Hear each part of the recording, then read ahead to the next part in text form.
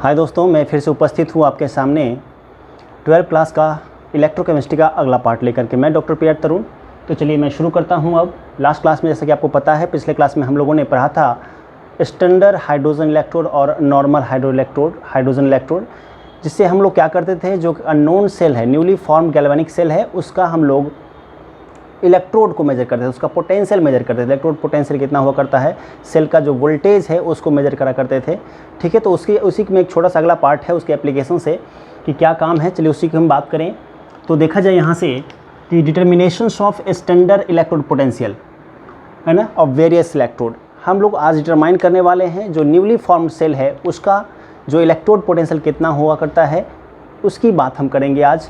तो इसके लिए क्या करना पड़ता है, उसके लिए हमें एक रेफरेंस इलेक्ट्रोड लेना पड़ता है। जैसा कि आप जानते हैं, रेफरेंस इलेक्ट्रोड जो हुआ करता है वो हमारा स्टैंडर्ड हाइड्रोजन इलेक्ट्रोड या नॉर्मल हाइड्रोजन इलेक्ट्रोड हुआ करता है। ठीक है, किसी भी सेल का हम एब्सोल्यूट वैल्यू, किसी भी जो न्यूली फॉर्म्ड अननोन सेल है हमारा, उसका एब्सोल्यूट वैल्यू, एब्सोल्यूट ईएमएफ उसका हम कैलकुलेट नहीं कर सकते हैं, क्योंकि जब इक्विलिब्रियम कंडीशन आएगा तो उस वक्त जो नेट मूवमेंट ऑफ चार्ज है, जब चार्ज क्या होता है, रुक जाता है ना। इक्विलिब्रियम का कहने का मतलब है कि मोशन ऑफ जो चार्ज है वो इक्विलिब्रियम में आ जाएगा, इक्विलिब्रियम मेंटेन कर लेगा, तो वहाँ पे चार्ज का मूवमेंट रुक जाएगा, और चार्ज का मूवमेंट रुक जाएगा तो फिर वहाँ पे करंट का फ्लो भी क्या होगा, ऑटोमेटिकली रुक जाएगा। तो ऐसी स्थिति में क्या करते हैं, हम एब्सोल्यूट वैल्यू कैलकुलेट नहीं कर सकते हैं, इसीलिए हमें रिलेटिव वैल्यू, किसी की तुलना में हमें तो रिलेटिव वैल्यू कैलकुलेट करना पड़ता है इलेक्ट्रोड पोटेंशियल का।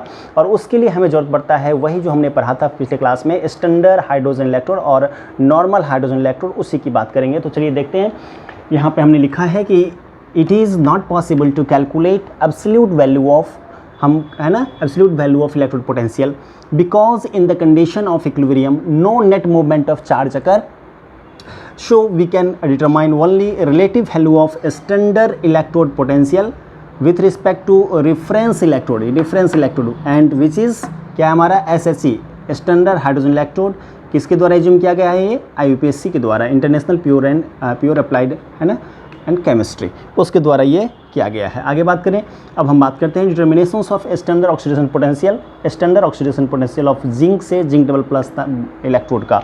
ठीक है, तो हम अब इलेक्ट्रोड जो एक है सेटअप, हमने हाफ सेल का एक इलेक्ट्रोड पोटेंशियल यहाँ पे कैलकुलेट करना चाहते हैं। वो हमारा हाफ सेल क्या है, समझ आ रही बात है? फिर से एक बार और समझ लें हम कि देखिए एक सेल हमने बनाया है। ठीक है, सेल बनाते हैं, बना के दिखाते हैं आपको। ये देखिए, ये हमने एक सेल बनाया है, ठीक है। ये जो हमारा एक हाफ सेल है, इसमें हमने क्या किया, जिंक रॉड डाला है, एक सेटअप तैयार किया है। यहाँ पे हमने जिंक रॉड, यहाँ पे हमने इसमें एज्यूम कर लिया है, ये जिंक रॉड का, ये जिंक रॉड है जिसको इलेक्ट्रोड आप कहा करते हैं। ठीक है, और इसमें हमने इलेक्ट्रोलाइट ले लिया, इसके अंदर क्या किया, इस जिंक रॉड को प्लेस किया है इस कंटेनर के अंदर, और इसमें हमने ZnSO4 जिंक सल्फेट का इलेक्ट्रोलाइट लिया है, एक्वा सॉल्यूशन ऑफ इसी का हमने सॉल्ट का ले लिया है। अब ये हमारा हाफ सेल है। ठीक है, जिंक का इलेक्ट्रोड लिया और इसमें हमने क्या किया, उसी का जिंक सल्फेट का क्या किया, हमने यहाँ पे एक्वा सॉल्यूशन ले लिया है। अब देखिए इसका एब्सोल्यूट वैल्यू, एग्जैक्ट वैल्यू हमें इलेक्ट्रोड पोटेंशियल कितना, इस सेल हाफ सेल का कितना पोटेंशियल होगा वो हमें कभी कैलकुलेट नहीं होगा। ऐसे भी हाफ सेल का कभी भी हाफ सेल में करंट फ्लो नहीं होता, इसलिए हमें कंप्लीट सेल करना पड़ेगा सबसे पहले। तो चलिए यहाँ पे हम रेफरेंस इलेक्ट्रोड की बात करेंगे। रेफरेंस इलेक्ट्रोड लेते हैं SHE स्टैंडर्ड हाइड्रोजन इलेक्ट्रोड, जिसके रिलेटिवली हम इसको मेजर करने वाले हैं। जैसा कि आप जानते हैं, इसकी बनावट को आप अच्छी तरीके से कंस्ट्रक्शन को पढ़ चुके हैं आप। ये हमारा एक ग्लास का ट्यूब है, इन्वर्टेड इस तरीके से। ठीक है, अब देखा जाए यहाँ पे हमने लिया, इसमें क्या करते हैं हम, हाइड्रोजन H2 गैस, इसमें हम एट 1 एटमॉस्फेरिक प्रेशर इसमें हम इंट्रोड्यूस करते हैं। और यहाँ पे हमने एक ले लिया है प्लेटिनम का वायर, और इससे कनेक्ट कर दिया है, प्लेटिनम वायर से कनेक्ट क्या कर दिया है हमने, प्लेटिनम का एक प्लेट टाइप का, जिस पे क्या हुआ करता है, प्लेटिनम ब्लैक का कोटेड प्लेटिनम ब्लैक होता है। ये इसीलिए करते हैं क्योंकि हाइड्रोजन गैस का प्लेटिनम अच्छा एब्जॉर्बर हुआ करता है। ठीक है, ये प्लेटिनम ब्लैक हमने क्यों लिया, क्योंकि ये हाइड्रोजन गैस को, क्योंकि गैस तो क्या होता है, गैस का हम कभी इलेक्ट्रोड बना नहीं सकते हैं, गैस का इलेक्ट्रोड नहीं बना सकते हैं, तो क्या करेंगे, उसको कहीं ना कहीं जरिया चाहिए, है ना। तो उसके लिए मेटल हमने लिया है, क्या लिया है, प्लेटिनम का। और इस दोनों को हमने क्या किया, कनेक्ट कर दिया एक वोल्ट मीटर से जोड़ करके। ठीक है ना, ये वोल्ट मीटर से देखिए इसमें हमने जोड़ दिया इसको वायर के जरिए। ठीक है, तो अब यहाँ पे अब देखा जाए एक बार और कि यहाँ पे हमने ये जो हमारा स्टैंडर्ड हाइड्रोजन इलेक्ट्रोड है, इसके अंदर हम 1 मोलर H+ लिया है ना। यहाँ पे हमने क्या किया है इसके अंदर हमने 1 मोलर H+ का जो कंसंट्रेशन है वो हमारा 1 मोलर है ना, 1 मोलर कंसंट्रेशन लिया। और ये H+ यहाँ जो H+ है ना, वो कहीं से भी आए हमें मतलब नहीं है, बस हमें मेरा मतलब है सिर्फ H+। वो HCl से आ सकता है, एक्वा सोल्यूशन पे HCl से आ सकता है, HBr से आ सकता है, HF से आ सकता है, HI से कहीं से भी आ सकता है, हमें उससे मतलब नहीं है। ये H2SO4 से आ सकता है, HNO3 से आ सकता है, कहीं से भी एक्वा सोल्यूशन में H+ हमें चाहिए, लेकिन हमें ये मतलब नहीं है कि वो कहाँ से आए, ठीक ना। तो यहाँ पे जो हम बात करने वाले हैं सोर्स ऑफ H+ में भी है ना, यहाँ हम बात कर सकते हैं कि source of H+ doesn't matter, हमें मतलब नहीं है कि H+ हमें कहाँ से मिल रही है। वी मीन ओनली H+, ठीक है। यहाँ पे H+ 1 मोलर हमने लिया, ठीक है। अब जरा गौर करते हैं ना, इसका बनावट हमने पिछले क्लास में पढ़ चुके हैं कि ये प्लेटिनम का वायर है, this is the platinum wire, है ना। यहाँ पे हाइड्रोजन गैस इंट्रोड्यूस कर रहे हैं, यहाँ कंसंट्रेशन। तो अब देखिए हमारा ये हाफ सेल इधर, एक हाफ सेल इधर, 2 हाफ सेल बन गया है। तो अब यहाँ पे करंट का क्या होगा, फ्लो शुरू हो जाएगा। यहाँ इलेक्ट्रॉन फ्लो इस तरीके से होगा, करंट का फ्लो ये इधर होगा आई का। लेकिन इसमें एक शॉर्ट ब्रिज भी हमें लगाना पड़ेगा, ताकि जब भी इक्विलिब्रियम का कंडीशन आए, ठीक ना, तो हमारा जो इलेक्ट्रिकल न्यूट्रलिटी ऑफ द, यहाँ पे ये हमारा सॉल्ट ब्रिज है, electrical neutrality of the aqueous solution maintain रहे। तो ये सॉल्ट ब्रिज हमने इसमें ऐड कर रखा है, ताकि इलेक्ट्रिकल न्यूट्रलिटी मेंटेन रहे दोनों हाफ सेल का, एक्वस सॉल्यूशन का, और हमारा करंट फ्लो होता रहे, ठीक है। और अब चलिए, ये हमारे कंप्लीट सेटअप हो गया।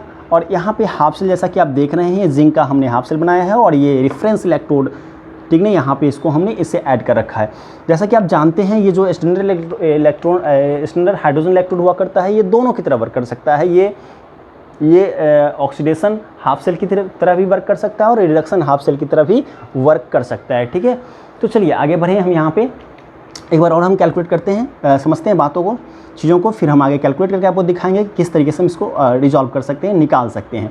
जैसा कि आप देख रहे हैं, ये जो हाफ सेल है हमारा जिंक का है, ठीक है। तो ये जैसा कि आप जानते हैं, जिंक जो होता है वो एक्टिव मेटल होता है, हाईली एक्टिव मेटल होता है, ठीक ना। अभी हम थोड़ी देर बाद हम इलेक्ट्रोकेमिकल सीरीज़ की बात करेंगे, उसमें आपको पता चल जाएगा कि कौन एक्टिव मेटल है, कौन कम एक्टिव मेटल है, ठीक है। उसकी जो रिएक्टिविटी ऑफ मेटल है, उसकी जानकारी हमें इलेक्ट्रोकेमिकल सीरीज से मिलती है। इस टॉपिक के बाद हम उसी को डील करने वाले हैं। आप ध्यान से समझेंगे बातों को, तो आपको सारी चीज़ें कवरअप हो जाएगी, क्लियर हो जाएगा, ठीक है। देखें, आगे देखते हैं। तो देखिए, ये हाफ सेल है हमारा, ये जिंक का रॉड लिया, जिसको इलेक्ट्रोड कहते हैं, और ये इसी का एक्वा सॉल्ट हमने ले लिया, ZnSO4 का एक्वा सॉल्ट ले लिया, ठीक है। और इसमें हमने इधर हाफ सेल ले लिया, जो क्या है हमारा SHE है, ये स्टैंडर्ड हाइड्रोजन इलेक्ट्रोड है या नॉर्मल हाइड्रोजन इलेक्ट्रोड है। ये हमारा क्या है, SHE, स्टैंडर्ड हाइड्रोजन इलेक्ट्रोड और नॉर्मल हाइड्रोजन इलेक्ट्रोड। जैसा कि आप जानते हैं, ये जो रेफरेंस इलेक्ट्रोड है वो मेजर करता है अननोन सेल का। अभी देखिए, अननोन हाफ सेल है हमारा, अब इसका पोटेंशियल कितना है इसी को मेजर करेंगे। जैसा कि ऊपर लिखा हुआ है, it is not possible to calculate absolute value of electrode potential. इसका एब्सोल्यूट वैल्यू हम कैलकुलेट नहीं कर सकते हैं, इसका रिलेटिव वैल्यू कैलकुलेट कर सकते हैं। रिलेटिव क्यों इसीलिए क्योंकि इसके कंपेयर में ये हाइड्रोजन इलेक्ट्रोड है, इसी के कंपेयर में इसका हम कर सकते हैं। यहाँ एब्सोल्यूट वैल्यू क्यों नहीं कर सकते, इसीलिए नहीं कर सकते हैं कि जब इक्विलिब्रियम कंडीशन आएगा इसका, तो वहाँ पे चार्ज मूवमेंट नहीं करेगा, चार्ज मूवमेंट रुक जाएगी। चार्ज मूवमेंट जो ही रुक जाएगी तो क्या होगा, हमारा करंट रुक जाएगा, तो फिर वहाँ पे पोटेंशियल की बात ही नहीं होगी, ठीक ना। तो यही बात लिखा हुआ है कि it is not possible to calculate absolute value of electrode potential, because in the condition of equilibrium condition में क्या होता है, नो नेट मूवमेंट, है ना, मूवमेंट रुक जाती है। किसकी मूवमेंट रुक जाती है, चार्ज की, है ना, चार्ज की। सो वी कैन डिटरमाइन, इसलिए हम डिटरमाइन कर सकते हैं, पता कर सकते हैं ओनली, केवल रिलेटिव वैल्यू, आपेक्षिक तुलनात्मक वैल्यू हम कर सकते हैं of standard electrode potential with respect to reference electrode. देखा जाए, यहाँ रेफरेंस लिखा हुआ है, रेफरेंस किसके तुलना में, SHE के कंपेयर में, and which is the SHE, और वो हमारा क्या है, स्टैंडर्ड हाइड्रोजन इलेक्ट्रोड है, जो कि IUPAC के जरिए क्या हुआ है, एज्यूम किया हुआ है, ठीक ना। IUPAC के जरिए क्या हुआ है, एज्यूम किया हुआ है, ठीक ना। तो उसी के कंपेयर में बात करने वाले हैं, ठीक है। चलिए आगे बात करते हैं हम यहाँ से। अब इस सेल का हम रिप्रेजेंटेशन की बात करते हैं, इस सेल का हम क्या करते हैं, रिप्रेजेंटेशन की बात करते हैं। चलिए समझ में आ रही है, चलिए मिटाते हैं इसको हम। अब हम इसी का बात करने वाले हैं, इसका सेल रिप्रेजेंटेशन, फिर नस्ट इक्वेशन लगा के हम इसका कैलकुलेट करेंगे कि कितना जो हाफ सेल हमारा जिंक का है, ठीक ना, जिंक से जिंक डबल प्लस जो बन रहा है, जिसका ऑक्सीडेशन पोटेंशियल ऑक्सीडाइज हो रहा है यहाँ पे जिंक, तो इसकी वजह से इसका कितना ऑक्सीडेशन पोटेंशियल होगा उसी की हम बात करने वाले हैं relative to the SHE standard hydrogen electrode के जरिए, ठीक है। तो चलिए इसका हम यदि इस सेल को रिप्रेजेंट करने की कोशिश करें, ये जिंक रॉड था, चलिए सेल रिप्रेजेंटेशन, ये जो सेल बना है उसकी रिप्रेजेंटेशन की बात करें, सेल रिप्रेजेंटेशन, ठीक ना। तो यहाँ पे देखा जाए ये जिंक है, ये जिंक ZnSO4, ये एक्वस है। स्टैंडर्ड के लिए इसका कंसंट्रेशन हमने 1 मोलर ले रखा है। यहाँ पे जो कंसंट्रेशन है जिंक डबल प्लस का कंसंट्रेशन की बात करें तो वो 1 मोलर ले रखा है, स्टैंडर्ड वैल्यू हुआ करता है इसकी वजह से। अब देखें ये हो गया हमारा रिप्रेजेंटेशन इसका, ठीक है। अब बीच में सॉल्ट ब्रिज आ गया, सॉल्ट ब्रिज का डबल वर्टिकल लाइन से हम नोट करते हैं। अब इधर क्या है H+ रिड्यूस हो रहा है, ये H+ H2 गैस में कन्वर्ट हो रहा है। और यहाँ पे देखिए एक प्लेटिनम वायर है, अच्छा H+ का भी कंसंट्रेशन हमें लेना पड़ेगा। H+ का कंसंट्रेशन स्टैंडर्ड वैल्यू कितना लेंगे 1 मोलर। और यहाँ पे प्लेटिनम जो कि एक सॉलिड है, ये हमारा गैस है, चलिए 1 एटमॉस्फेयर ले लेते हैं इसका, 1 एटमॉस्फेरिक प्रेशर, ठीक है। ये भी हमारा सॉलिड है, ठीक है। तो ये क्या हो गया हमारा एक सेल रिप्रेजेंटेशन हो गया, ठीक है। अब हम हाफ सेल की बात करते हैं, इसको मिटा दें, मिटा देते हैं ना। चलिए आगे बात करें हम।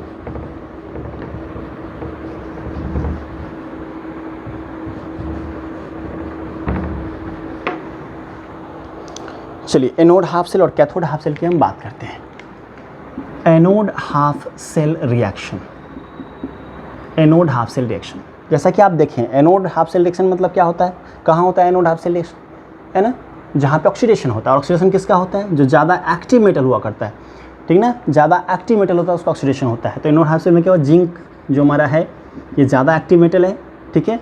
आपके मन में बार बार एक क्वेश्चन आ रहा है कि सर आप खुद कैसे समझ जाते हैं कि एक्टिव मेटल जिंक है, हाइड्रोजन कम है। ये अभी थोड़ी देर में जब हम आपको इलेक्ट्रोकेमिकल सीरीज पढ़ाएंगे तो उस वक्त पता चल जाएगा कि कौन ज़्यादा एक्टिव है कौन कम एक्टिव है, ठीक है। थोड़ा सा अभी सब्र रखें। जिंक डबल प्लस की बात किया जाए, एक्वस ये 1 मोलर, ठीक है, +2 इलेक्ट्रॉन।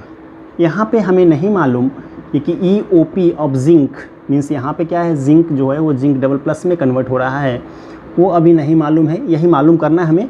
चलिए मान लेते हैं, जो मालूम नहीं हो तो उसको x वोल्ट मान लेते हैं कि ये जो हाफ सेल है उसका पोटेंशियल x वोल्ट है, ओके। नेक्स्ट बात करते हैं, तो ये हमारा हो गया। अब हम बात करते हैं रिडक्शन हाफ सेल रिएक्शन का, ठीक है, रिडक्शन हाफ सेल रिएक्शन। अब रिएक्शन में क्या हो रहा है कि H+ है वो ये जो इलेक्ट्रॉन है रिलीज़ किया है जिंक, उसको एक्सेप्ट कर रखा है इसने, और ये H2 गैस में कन्वर्ट हो रहा है, H2 हाइड्रोजन गैस में कन्वर्ट हो रखा है। जैसा कि आप जानते हैं E ऑफ RP किसके लिए, H+ से H में कन्वर्ट होने के लिए, H2 में कन्वर्ट होने के लिए। इनफैक्ट क्या होता है, ये इसका वैल्यू 0 हुआ करता है, ये इसका हमने रेफरेंस के लिए यूज़ करना है तो इसका हम लोग 0 मानते हैं। हम लोग ये एक्चुअली IUPAC ने इसको एज्यूम कर रखा है कि ये इसका पोटेंशियल को 0 एज्यूम कर सकते हैं। अब नेट सेल रिएक्शन की बात करते हैं। हमारे यहाँ पे नेट सेल रिएक्शन क्या होगा, नेट सेल रिएक्शन है ना। नेट सेल रिएक्शन देखिए 2 इलेक्ट्रॉन कैंसिल आउट हो गया, तो क्या आ रहा है, जिंक सॉलिड +2H+ एक्वस, ठीक है।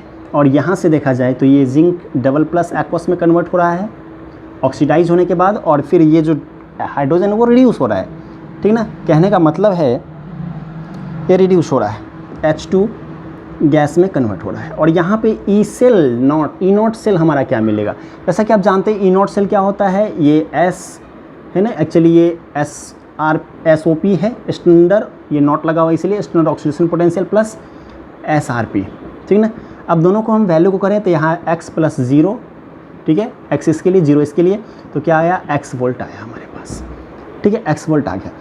अब क्या करेंगे, है ना, पता कैसे करेंगे, तो ये जो है यहाँ पे जैसा कि उस सेटअप के अंदर आपको याद है कि हमने एक वोल्ट मीटर लगाया था, एक गैल्वेनोमीटर लगाया था, एक वोल्ट मीटर लगाया था, जिसको उसका वैल्यू हमने यदि देखा जाए तो यहाँ पे हमें जो वैल्यू मिल रहा है, इसी ई सेल की बात किया जाए तो ई नॉट सेल का जो वैल्यू उसको रीडिंग में हम यदि पढ़ेंगे, उस वोल्ट मीटर का रीडिंग देखेंगे तो वहाँ पे जो वैल्यू आएगा वो आएगा 0.76 वोल्ट का, है ना। ये जो वैल्यू है वो हमारा कैसा है, वो वोल्ट मीटर से आया, ये वैल्यू कहाँ से आया, वोल्ट मीटर के जरिए आया। ये वोल्ट मीटर रीडिंग है ना, ये वोल्ट मीटर रीडिंग है हमारा। ये जो 0.76 आया कहाँ से आया, वो वोल्ट मीटर के रीडिंग से आया। इसका मतलब है जो हाफ सेल था हमारा, हाफ सेल जो था वो कितना वोल्ट का था, वो हमारा 0.76 वोल्ट का था। ओके चलिए, तो आगे हम इसको समझने में कोई दिक्कत नहीं ना, चलिए आगे बढ़ते हैं।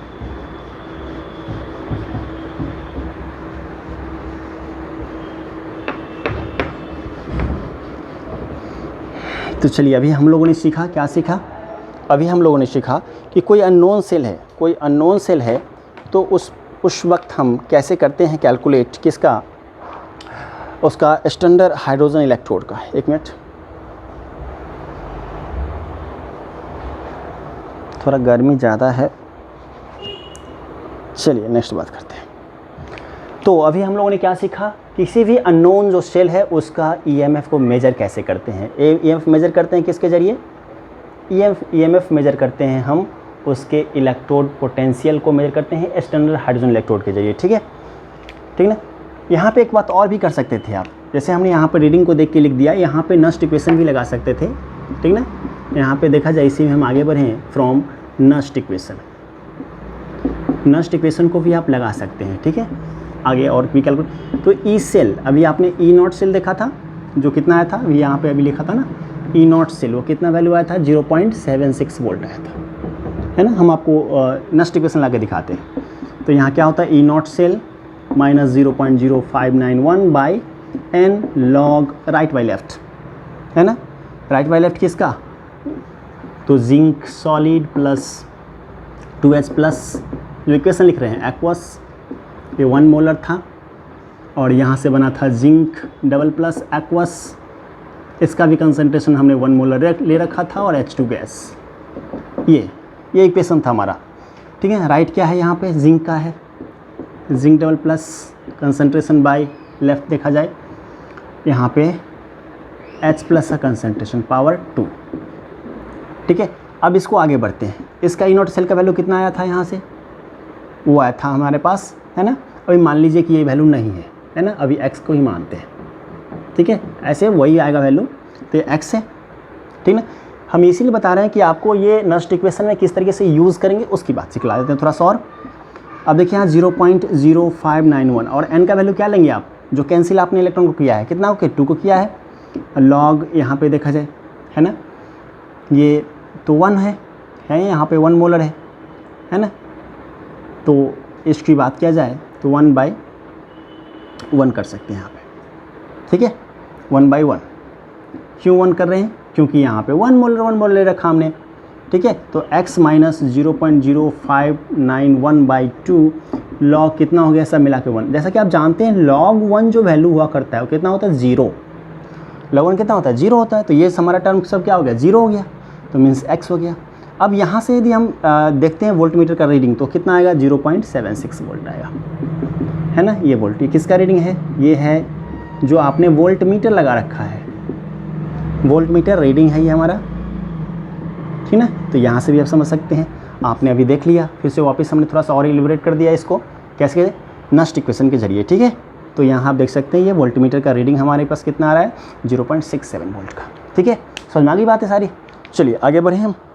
ठीक ना, अब हम बात करते हैं कि जो आपके मन में हमेशा क्वेश्चंस बना हुआ रहता है कि सर आप कैसे समझते हैं कि कोई जो इलेक्ट्रोड है वो ज़्यादा एक्टिव मेटल है, कोई कम एक्टिव मेटल है। तो उसी क्वेश्चंस का हम जवाब देने की कोशिश कर रहे हैं अब आपको, और वो हमारा क्या है टॉपिक? अगला नेक्स्ट टॉपिक है, वेरी वेरी इंपॉर्टेंट टॉपिक, वो क्या है हमारा? Electrochemical series. नेक्स्ट बात करते हैं क्या चीज़? इलेक्ट्रोकेमिकल सीरीज, इलेक्ट्रोकेमिकल सीरीज की बात करेंगे। शॉर्ट में लिखें तो ECS, electrochemical series, very very important topic हमारे लिए। चलिए, ये JEE पॉइंट ऑफ व्यू और NEET point of view, even 12 class के लिए भी क्या है? बहुत महत्वपूर्ण टॉपिक है। ये होता क्या है? आपके मन में सबसे पहले क्वेश्चन आएगा कि सर ये इलेक्ट्रोकेमिकल सीरीज होता क्या है? तो इलेक्ट्रोकेमिकल सीरीज क्या होता है ज़रा उसको समझे पहले, फिर हम आगे बढ़ेंगे कि इसको याद कैसे रखें। ट्रिक भी बताएंगे आपको, बहुत अच्छा ट्रिक बताएंगे। आज के बाद आपको सारे क्वेश्चन सॉल्व हो जाएंगे। अक्सर एग्जाम में क्वेश्चन आ जाया करता है इसके एप्लीकेशन से, है ना। ECS एंड इट्स एप्लीकेशन भी कर देते हैं इसका, एंड इट्स एप्लीकेशन से ऐसा क्वेश्चन आता है एग्जाम में, ठीक ना, इट्स एप्लीकेशन। तो चलिए आगे बढ़ें। तो डिफिनेशन क्या है, जब हम एलिमेंट को, इनफैक्ट मेटल और नॉन मेटल दोनों को, जब हम एलिमेंट को उसके according to increasing order of SRP, standard reduction potential, या इवन SOP भी कर सकते हैं, स्टैंडर्ड ऑक्सीडेशन पोटेंशियल के आधार पे उसको हम जब सजाते हैं एलिमेंट को, तब उसी सीरीज तैयार होता है एलिमेंट का, उसी को हम बोलते हैं इलेक्ट्रोकेमिकल सीरीज। क्लियर है बात, समझ में आ रही है? फिर से सुने आप बातों को कि जब हम एलिमेंट के SRP, स्टैंडर्ड रिडक्शन पोटेंशियल, और इवन SOP आधार पे सजाएंगे बढ़ते हुए या घटते हुए क्रम में, तो उसी को बोलते हैं इलेक्ट्रोकेमिकल सीरीज। लिखेंगे आगे यहाँ पे, the series obtained when the series of elements obtained, प्राप्त होना, ऑब्टेन्ड का मतलब प्राप्त होना, obtained when, the series obtained when, series of element obtained when, या ऐसे लिखें, द सीरीज, ऐसे लिखें, द सीरीज ऑब्टेन्ड व्हेन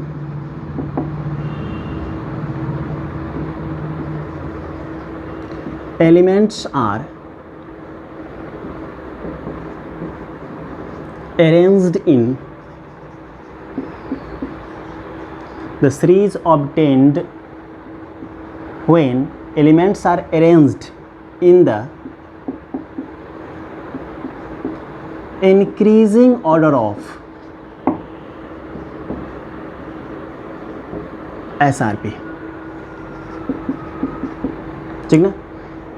क्या लिखा हमने कि एक ऐसा एलिमेंट का सीरीज जिसमें हम बढ़ते हुए क्रम में लिखें, एलिमेंट को सजाएं, लिखें, ठीक है, किसके आधार पे? SRP के आधार पे, तो हमें क्या मिलेगा?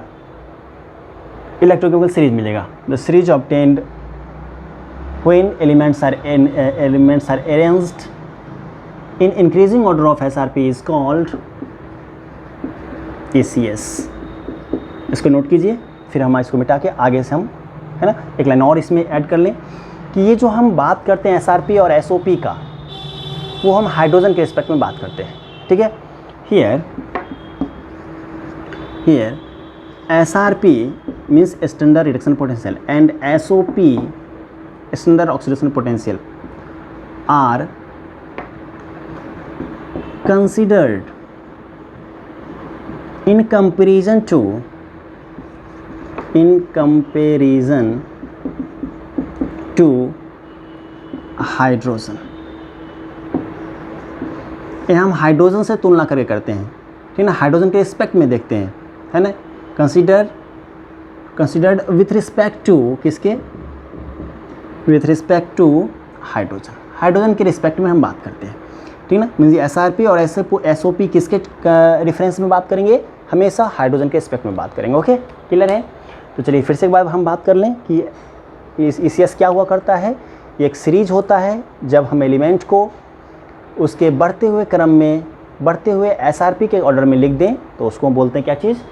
Electrochemical series. और ये किसके रिस्पेक्ट में बात करते हैं? जब भी हम SRP और SOP की बात करते हैं तो हम बात करा करते हैं हाइड्रोजन के रिस्पेक्ट में। ठीक है, चलिए तो हम आगे बात करते हैं, इस सीरीज़ को लिखते हैं, और अब आपको ईजिली समझ में आ जाएगा कि कौन सा एलिमेंट ज़्यादा एक्टिव है, कौन सा एलिमेंट कम एक्टिव है, ठीक ना, कौन सा मेटल ज़्यादा एक्टिव है, कौन सा नॉन मेटल ज़्यादा एक्टिव है, कौन कम एक्टिव मेटल है, कौन कम रिएक्टिव नॉन मेटल है। मतलब रिएक्टिविटी ऑफ मेटल और नॉन मेटल के बारे में आज हमें बातें क्लियर समझ में आ जाएगी। ठीक है, चलिए तो अब हम लिखना चाहते हैं ECS, इलेक्ट्रोकेमिकल सीरीज लिखते हैं, ठीक ना। चलिए तो यहाँ हम लिखते हैं एलिमेंट, इधर लिख देते हैं एलिमेंट्स, लिथियम,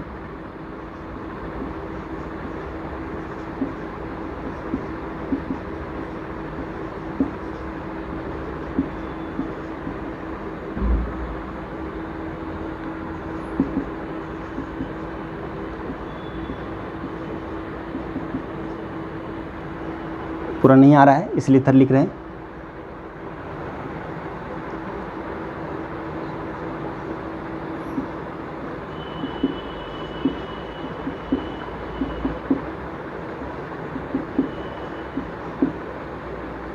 है ना, थोड़ा दूर लिखते हैं ना, यहाँ पे और भी बात लिखनी है।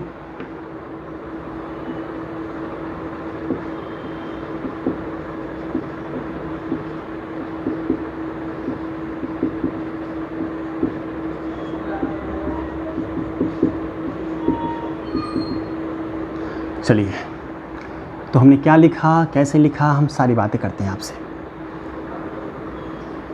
देखिए, इधर जो हम लिख रहे हैं ये एसआरपी इधर मिनिमम है, इधर क्या है मिनिमम ऊपर, मतलब इसके रिस्पेक्ट में लिख रहे हैं। एक्चुअली आ नहीं रहा है तो ये तो नीचे में इसके आएगा, ये जो है इसके नीचे में आएगा, ठीक ना। तो जगह नहीं था इसलिए इधर लिख दिया। तो ये ऊपर लिथियम के बारे में बात कर रहे हैं, ठीक ना। तो ये क्या है ना, कुछ वैल्यू पहले लिख देते हैं ताकि आपको क्लियर हो जाए। जैसे इसकी हम एसआरपी की बात करें, एसआरपी की बात करें तो इसका लिथियम का जो एसआरपी हुआ करता है वो होता है -3.05 वोल्ट, ठीक है। अब हम और देखते हैं, कुछ इंपॉर्टेंट देख लेते हैं। जिंक की बात करते हैं। जिंक का वैल्यू होता है 0.76 वोल्ट, ठीक है। और भी देखते हैं, हाइड्रोजन का एज्यूम करते हैं हम 0 वोल्ट, ठीक है। और देखें कॉपर की बात करें तो अब यहाँ तक तो निगेटिव वैल्यू है, यहाँ 0.34 वोल्ट हम बात करेंगे, 0.34 वोल्ट बात करेंगे, ठीक है। आगे बढ़ते हैं हम। तो देखा जाए जैसा कि आप यहाँ माइनस है और लास्ट में है ना, इसका भी वैल्यू लिख देते हैं। ये जो वैल्यू है वो होता है +2.87 वोल्ट, है ना, 2.87 वोल्ट का, ठीक है। अब देखिए ऊपर है माइनस, नीचे है प्लस, है ना। ऊपर है माइनस मतलब माइनस कम होता है, प्लस ज़्यादा होता है। तो ये देखिए बढ़ रहा है धीरे धीरे। देखिए यहाँ पे माइनस, अच्छा -3.05 है, यहाँ है -0.76 वोल्ट, मतलब ये ज़्यादा है कि ये ज़्यादा, ओब्वियसली भी है, जितना माइनस में कम होता है ज़्यादा होता है तो ये ज़्यादा। और देखिए फिर यहाँ 0 हो गया, फिर बढ़ते हैं 0.34 है, यहाँ लास्ट में कितना है 2.87 वोल्ट। मतलब क्या है कि एसआरपी क्या हो रहा है, बढ़ रहा है। और एसआरपी के बढ़ते हुए क्रम में हमने यदि एलिमेंट को लिख दिया है तो ये क्या कहलाता है, ये कहलाता है इलेक्ट्रोकेमिकल सीरीज। क्लियर है बात, समझ में आ रही है। नेक्स्ट बात करते हैं। यहाँ पे हमने क्या किया, मिनिमम, ऊपर में क्या देख रहे हैं, मिनिमम एसआरपी है, स्टैंडर्ड रिडक्शन कोएफिशिएंट क्या है, मिनिमम है। मिनिमम एसआरपी है, इसका मतलब क्या हुआ, यहाँ पे मैक्सिमम क्या होगा, स्टैंडर्ड ऑक्सीडेशन पोटेंशियल होगा। समझना चीज़ों को, स्टैंडर्ड ऑक्सीडेशन पोटेंशियल क्या होगा, मैक्सिमम होगा। अब मैक्सिमम है तो इसका मतलब क्या होगा, किसी का एसओपी ज़्यादा है, एसओपी ज़्यादा है इसका मतलब वो ईजी क्या होगा, ईजिली ऑक्सीडाइज होगा। एसआरपी ज़्यादा है इसका मतलब क्या होगा, वो ईजिली रिड्यूस हो जाएगा, ठीक है, ठीक है। तो ये देखिए मैक्सिमम एसओपी है, क्या होगा, ईजिली ऑक्सीडाइज होगा, ये ईजिली ऑक्सीडाइज। ईजिली ऑक्सीडाइज का मतलब क्या होता है, ईजिली लॉस ऑफ इलेक्ट्रॉन करेगा, ये लॉस ऑफ इलेक्ट्रॉन, वो आसानी से इलेक्ट्रॉन लूज़ कर देगा। आसानी से इलेक्ट्रॉन लूज़ कर देगा तो क्या होगा, ये इलेक्ट्रॉन लूज़ करेगा। ऊपर वाला जो हमारा मेटल है वो क्या करेगा, एलिमेंट है, वो इजीली इलेक्ट्रॉन को लूज़ कर देगा। इलेक्ट्रॉन को लूज़ करेगा इसका मतलब कोई ना कोई उसको एक्सेप्ट करेगा, कोई ना कोई एक्सेप्ट करेगा। एक्सेप्ट करेगा मतलब कि उसका क्या होगा, रिडक्शन। ये इलेक्ट्रॉन लूज़ कर रहा है, इलेक्ट्रॉन त्याग रहा है, दूसरा उसको एक्सेप्ट कर रहा है। एक्सेप्ट कर रहा है तो क्या हो रहा है, उसका रिडक्शन हो रहा है, ठीक ना। मतलब ये क्या हुआ, रिड्यूसिंग एजेंट, क्योंकि किसी को रिड्यूस करवा रहा है ना, ये किसी को रिड्यूस करवा रहा है, समझना बात को। तो क्या हुआ, रिड्यूसिंग एजेंट, है ना। तो क्या हुआ, good reducing agent. R A मतलब रिड्यूसिंग, ये अच्छा रिड्यूसिंग एजेंट है, ठीक है। ये क्या है, अच्छा रिड्यूसिंग एजेंट है। इसी तरीके से हम नीचे, ऊपर की बात कर लिया ये, अब नीचे की बात करते हैं, सबसे नीचे वाले का। तो क्या होगा, ये यहाँ क्या होगा, मैक्सिमम एसआरपी होगा, मैक्सिमम एसआरपी है। और मैक्सिमम एसआरपी तो क्या होगा बताइए, मिनिमम एसओपी, ठीक है, मिनिमम एसओपी, ठीक ना। या ऊपर लिखे मिनिमम एसओपी है तो क्या है, मैक्सिमम एसआरपी। आप देख रहे हैं यहाँ पे एसआरपी ज़्यादा तो एसओपी कम, उल्टा होता है दोनों दूसरे का, ठीक ना। जैसा कि आप जानते हैं ना, एसआरपी जो हुआ करता है वो माइनस ऑफ एसओपी होता है। मीन्स एसआरपी का वैल्यू ज़्यादा तो एसओपी का कम, या एसओपी का ज़्यादा तो एसआरपी का कम, उल्टा होता है। तो मिनिमम है क्या है, यहाँ पे एसओपी है तो मैक्सिमम एसआरपी। अब मैक्सिमम एसआरपी तो क्या होगा, ईजिली क्या होगा, ईजी रिड्यूस होगा, ये ईजिली रिड्यूस होगा। ईजिली रिड्यूस का मतलब क्या होगा, आसानी से इलेक्ट्रॉन गेन करेगा, ईजिली गेन ऑफ इलेक्ट्रॉन। और ईजिली गेन ऑफ इलेक्ट्रॉन कर रहा है तो किसी को क्या करेगा, वो किसी से छीनेगा इलेक्ट्रॉन, तभी तो गेन करेगा ना, किसी से छीनेगा। तो क्या होगा, गुड ऑक्सीडाइजिंग एजेंट। ठीक है, ये गुड रिड्यूसिंग एजेंट था, मीन्स ये हमारा अच्छा रिड्यूसिंग एजेंट है, और ये क्या है, अच्छा ऑक्सीडाइजिंग एजेंट है। मीन्स ऐसे समझ सकते हैं बात को कि जो लिथियम हुआ करता है वो क्या होता है, it is strongest reducing agent.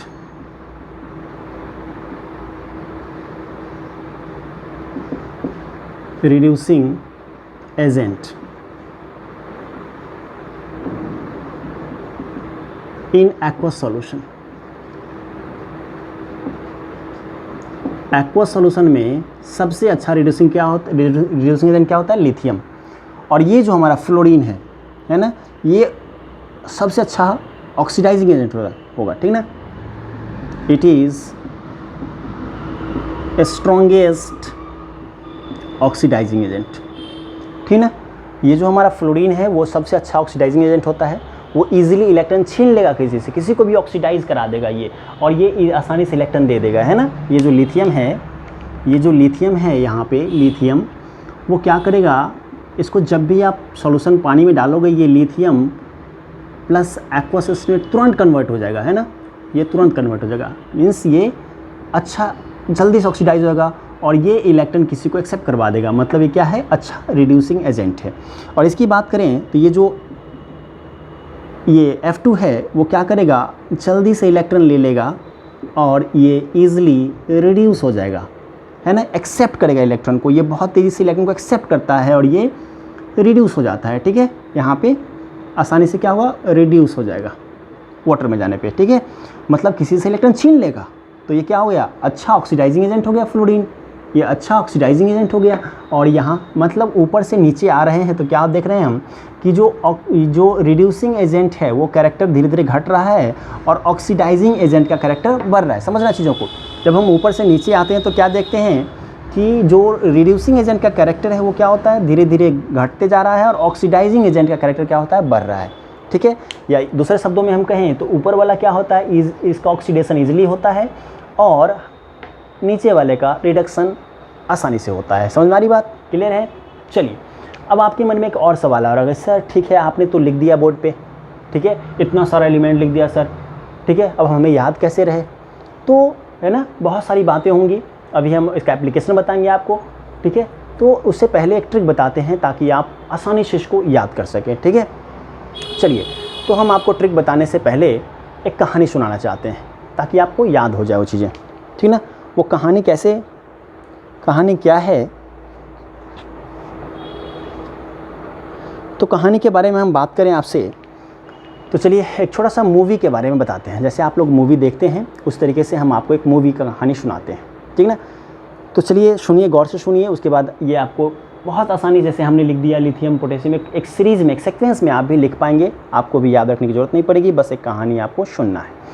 तो मान लीजिए कि है ना, कहानी सुनाते हैं आपको, छोटा सा मूवी का कहानी है, ठीक है। तो सुनिए, राजस्थान का एक गाँव है जहाँ पे एक परिवार रहता था, छोटा सा परिवार था, जिसमें 3 बहनें रहा करती है, ठीक ना। 3 बहनें, उसके मम्मी और उसके पापा रहते हैं एक गांव में, उनका घर है, ठीक है, जिसमें 3 बहनें रहती हैं, उनके एक मम्मी पापा रहते हैं साथ में, है ना। क्या हुआ कि शाम का समय था और वो एक नदी किनारे तीनों बहन घूमने निकल गई, ठीक है। तो घूमने निकल गई तो क्या हुआ कि नदी किनारे धीरे धीरे जब जो जा रही थी, एक मूवी आई थी बहुत पहले, हीना नाम की मूवी, जिसमें आपने देखा था, जिसका चांद नाम रहता है ऋषि कपूर का, वो क्या होता है, पानी में गिर जाता है और पाकिस्तान पहुंच जाता है। अब की बार पाकिस्तान नहीं पहुंचाएंगे, अगली बार चाइना पहुंचाएंगे, ठीक है। तो चलिए बात करते हैं। तो तीनों बहन क्या होता है, घूमने निकली है, ठीक है। तीनों बहन घूमने निकली तो नदी किनारे खेल रही थी। उसी में क्या हुआ, सबसे बड़ी बहन थी उसकी, ठीक ना, वो पानी में गिर गई, और वो जो नदी था वो कहाँ है, वो चाइना जाती थी, और वो क्या हुआ, वो बड़ी बहन नदी में गिर गई और चाइना पहुँच गई पानी के ज़रिए, ठीक ना, उसके बहाव के ज़रिए। तो चाइना में लोगों ने देखा तो उसको उठा के लाया, और जैसा कि आप जानते हो बेहोश पड़ी थी, ठीक ना, उसका याददाश्त अभी भी चला गया था, जैसे हीना मूवी में चला जाता है उसी तरीके से उसका याददाश्त चला गया था पानी में गिरने की वजह से। तो क्या हुआ, उसका लोगों ने, जैसे कि आप जानते हैं चाइना में क्या नाम रहता है, ली, है ना, सिंगपिंग क्या नाम रहता है ना, इस तरह का, शी जिनपिंग। तो उसका नाम सब लोगों ने, उस लड़की का नाम क्या रख दिया, ली नाम रख दिया, ली, है ना। चाइना में जो लड़की मिली पानी में, जो इंडिया से बह के चली गई थी, राजस्थान की लड़की थी, उसका नाम रख दिया उसने, क्या, ली नाम रख दिया, है ना, समझ में आ गई बात। और यहाँ जो दोनों बहनें थी इंडिया में, राजस्थान वाले गांव में, तो उसका नाम स्नेह और प्रभा था, है ना, क्लियर है बात। 3 बहन थी, एक जो बड़ी बहन थी वो पानी में गिर गई, चाइना पहुँच गई, जिसका लोगों ने क्या नाम रख दिया, ली नाम रख दिया। और फिर जो यहाँ राजस्थान के छोटे से गांव में रहने वाली 2 बहन बच गई थी, उसका नाम क्या था, स्नेह और प्रभा। आई थिंक समझ में आ रहा होगा कहानी, है, इंटरेस्टिंग भी है, तो सुनिए और गौर से। तो क्या हुआ, वो धीरे धीरे समय बीतता गया और वो जो चाइना में लड़की ली रह रही थी वो अब बड़ी हो गई, है ना, तो उसको धीरे से याद वापस आया, उसको याद आया क्यों नहीं, हम तो इंडिया के हैं, हमारा गांव यहाँ है, राजस्थान में है, तो लोग है ना, सब जगह अच्छे लोग होते हैं आज भी। तो क्या हुआ, वहाँ से उनको इंडिया, है ना, वापस से भेज दिया गया उस ली को। तो जब ली घर आई तो 21-22 साल की हो गई थी, ठीक ना, तो गांव में 21-22 साल में शादी हो जाती है लड़की लोगों की, है ना, शहर में नहीं होता, शहर में 25-30 के बाद होता है ना, गांव में उसकी शादी। उनके माँ बाप भी क्या हुआ, शादी के लिए लड़का ढूंढने लगे। लेकिन क्या हुआ, जो ही लड़का ढूंढने गए उनके मम्मी पापा, तो लड़के वाले ने बहुत कुछ मांगा, उनसे मांगा जाता था अक्सर, है ना, मनी, ज़मीन दो, कार दो, फ्रिज दो, है ना, ये सारी बातें उनसे मांगा गया। तो बेचारा मिडिल क्लास फैमिली था, ली के पापा और स्नेह प्रभा के जो पापा थे वो मिडिल क्लास फैमिली थे, तो वो देना में असक्षम थे, वो सब सारी चीज़ें। ऐसा होता अगर रिश्ता टूट जाया करता था, ठीक ना। लेकिन इधर जो स्नेह प्रभा इंडिया में रहती थी वो जूडो कराटा वगैरह सीख ली थी, है ना, बहुत एकदम फाइटर बन गई थी, है ना, कौन, स्नेह प्रभा, उस ली की जो छोटी सिस्टर थी दोनों वो, ठीक है। तो इस तरीके से क्या हुआ, बार बार वो ज़मीन, लड़का वाला क्या था, जो काका मतलब राजस्थान की भाषा में कहें तो काका उसको कहते हैं ना, लड़के के पापा को। तो लड़के के पापा क्या मांगा करते थे, मनी मांगते थे, ज़मीन, अलमारी, है ना, कार मांगते थे, फ्रिज मांगते थे, ये सब मांगते थे। तो उनको नहीं हो पाता था उतना देना, तो शादी रिश्ता टूट जाता था। एक बार ऐसा ही हुआ, फिर लड़का वाले को खोजा गया, लड़का आया, लड़का को देखा, फिर उसने यही सब मांग किया, है ना, क्या मांग किया, अलमारी, ज़मीन, है ना, अलमारी, मनी, ज़मीन, कार, फ्रिज, ये सब मांगा। फिर लेकिन इस बार क्या हुआ कि, है ना, स्नेह प्रभा को बहुत गुस्सा आ गया कि क्या तरीका है कि ये दहेज के कारण मेरी बहन जो है उसकी शादी नहीं हुआ करता है, नहीं हो पा रहा है ना। तो ये तो कराटे एकदम कराटा वगैरह सीखी हुई थी, जूडो कराटा सब एकदम एक्सपर्ट थी। तो क्या हुआ कि ये दोनों बहनें ने विचार किया कि चलो लड़का वाले को ना कूटते हैं, आज एकदम कूट के मारेंगे और लड़के के पापा को भी कूटेंगे, लड़का को उठा के ले आएंगे, है ना, और शादी करवा देंगे सिस्टर का, दीदी का। तो चलिए वही क्या करी, ये जो स्नेह प्रभा थी गई, है ना, काका के यहाँ गई, जो एकदम करक काका था, एकदम, है ना, करक काका था, उसको खूब कूटी दोनों मिल कर के, है ना, स्नेह प्रभा। और क्या किया, वो लड़का को उठा के ले आया और शादी करवा दी, है ना, और बहुत हैप्पी एंडिंग हो गई मूवी में। और इस तरीके से लास्ट में कौन आता है, शक्ति कपूर बोलता है आओ, है ना, और मूवी क्या हो गया, फिनिश हो गया। शायद आपने गौर से सुना होगा मेरी बातों को, है ना। तो चलिए कहानी आपने गौर से सुन लिया, तो अब इसी कहानी को याद रखते हुए हम इसके एक ट्रिक बनाते हैं और आप उसको देखें, है ना। देखिए हमारा जो ट्रिक है वो क्या है, ली मीन्स लिथियम, ली के सॉरी बाप लिख रहे हैं, है ना, चूँकि हमको याद रखना है। तो ली के बाप से SR से काका कैल्शियम, काका ने Na, मांगी Mg, मांगी अलमारी Al, अलमारी Mn, मनी, ज़मीन, कार Cr, कार, फ्रीज, है ना। ली के बाप से काका ने मांगी अलमारी, ज़मीन, अलमारी, मनी, ज़मीन, कार, फ्रीज, है ना। ये जो करक था, है ना, कड़े को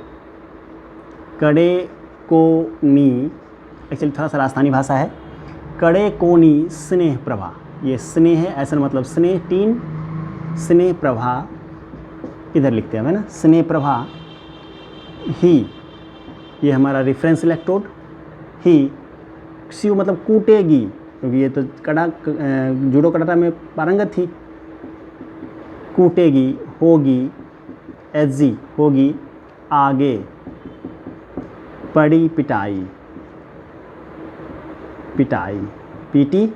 पिटाई, और ये शक्ति कपूर आता बोलता है आओ, AU आओ, और ये मूवी क्या होता है, फिनिश, मूवी फिनिश हो जाती है, ठीक है। अब देखिए याद कैसे रखना है, ली के बाप से एसआर काका ने मांगी अलमारी मनी ज़मीन कार फ्रीज। कड़े सीडी कड़े को नी स्नेह प्रभा ही कूटेगी होगी आगे एजी होगी एजी आगे एजी पड़ी पीडी पिटाई आओ फिनिश, है ना। तो इस तरीके से यदि आप बार बार इसको एक बार लिख लेना और इस कहानी को आप याद रखना, ठीक है, और इसको एक बार लिख के देखना तो आपको याद हो जाएगा, ठीक है। एक सीरीज़ याद हो जाएगा। तो जैसा कि आप जानते हैं ऊपर वाले जो हमारा मेटल एलिमेंट है उसका एसआरपी क्या है, उसका एसआरपी कम है और नीचे वाला का एसआरपी ज़्यादा है, ठीक है। और इस तरीके से हम इस एक बहुत इंपॉर्टेंट सीरीज़ को याद कर सकते हैं जो इलेक्ट्रोकेमिकल सीरीज हमारा हुआ करता है, ठीक है। तो ली के बाप से काका ने मांगी अलमारी मनी ज़मीन कार फ्रीज, कड़े को नी स्नेह प्रभा ही कूटेगी होगी आगे पड़ी पिटाई आओ फिनिश मूवी, है ना। तो इसको आप ध्यान से याद रख सकते हैं, ठीक है, इसको आप ध्यान से रख सकते हैं। आगे बढ़ें, ठीक है ना, आगे बढ़ते हैं, ओके चलिए, ठीक है, इसको नोट कीजिए, चलिए इसे नोट कीजिए।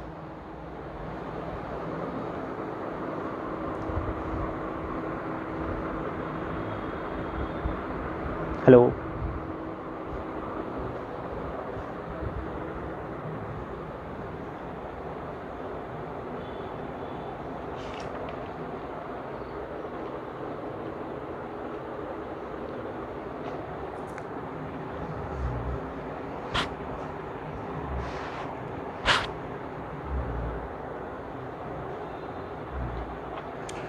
चलिए तो आप लोगों ने नोट कर लिया इसको, हाँ हाँ, मिटाते हैं इसको।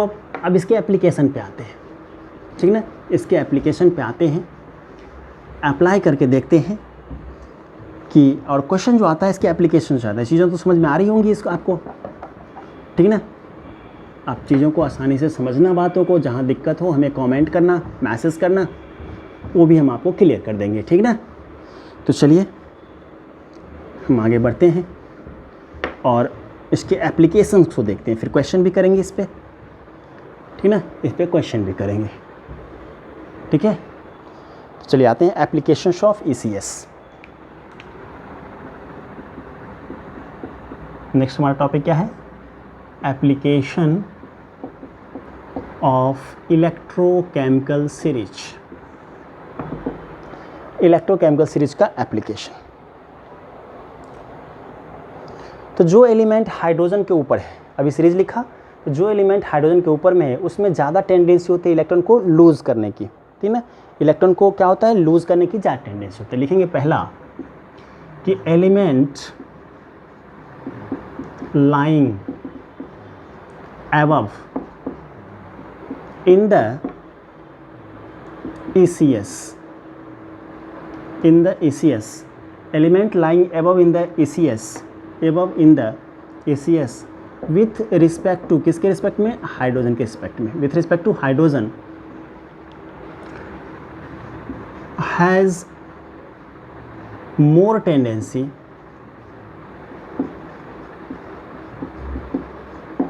to lose the electron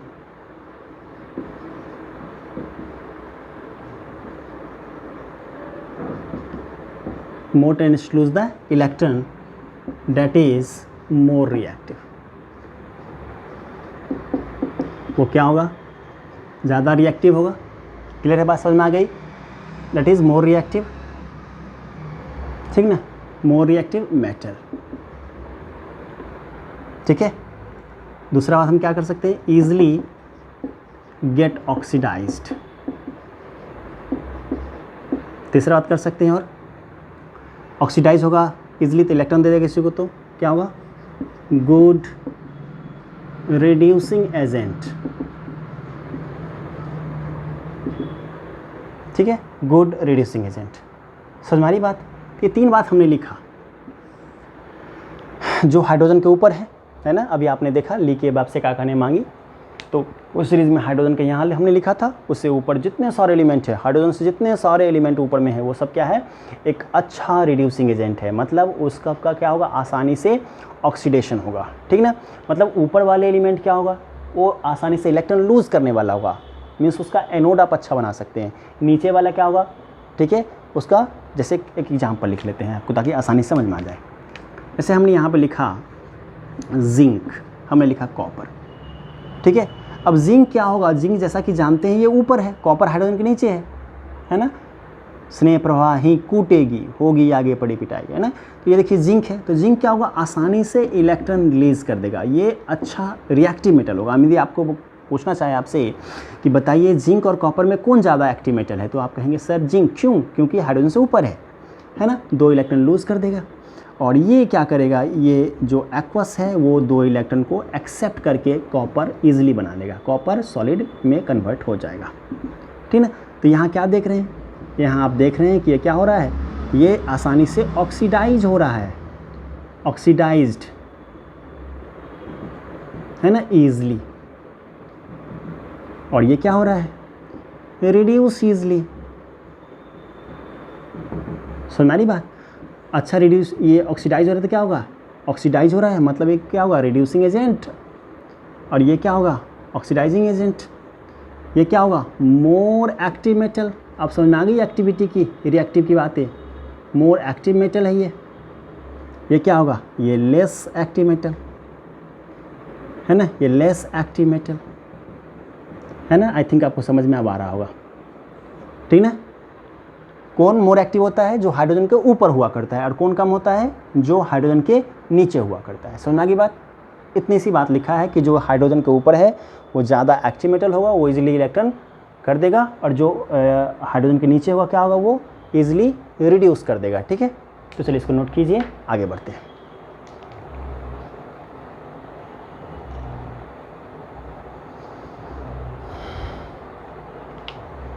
ठीक है, चलिए नेक्स्ट बात करते हैं।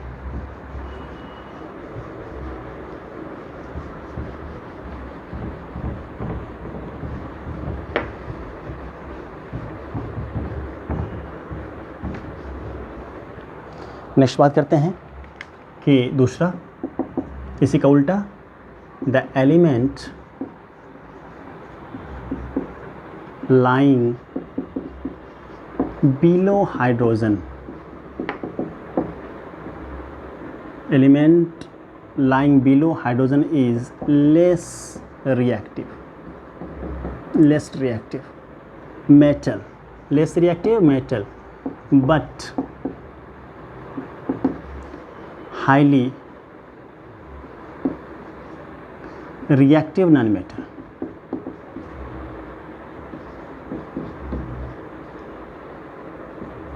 इसका मतलब क्या हुआ कि जो हाइड्रोजन के ऊपर है, जो हाइड्रोजन के ऊपर, इसका मतलब क्या हुआ, जो हाइड्रोजन के ऊपर एलिमेंट है उसमें मेटल है तो वो कम रिएक्टिव होगा, है ना। सॉरी, एलिमेंट लाइंग बिलो, जो हाइड्रोजन के नीचे मेटल यदि है तो क्या होगा, वो कम रिएक्टिव होगा, और नॉन मेटल क्या होगा, ज़्यादा रिएक्टिव होगा, ठीक ना, वो ज़्यादा रिएक्टिव होगा, ठीक है। जैसे देखिए ये F2 कहाँ है, हाइड्रोजन नीचे के ऊपर, नीचे है, सबसे नीचे है।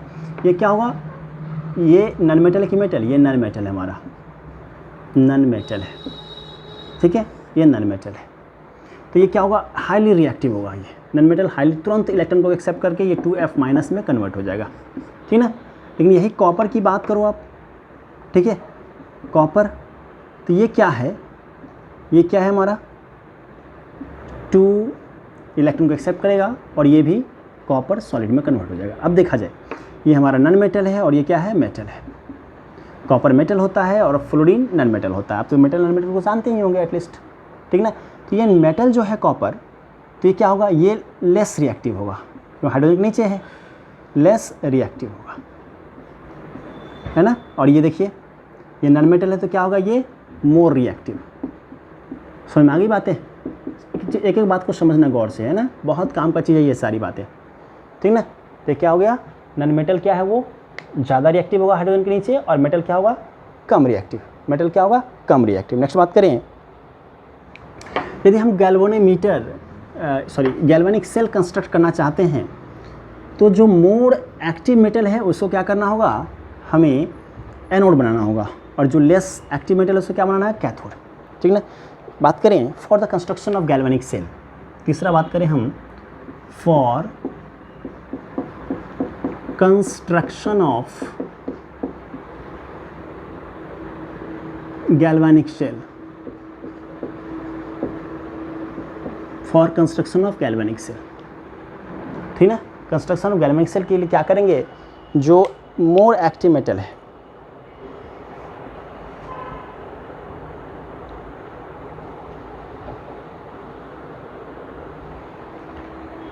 For construction of galvanic cell, E cell क्या होना चाहिए, should be positive, E cell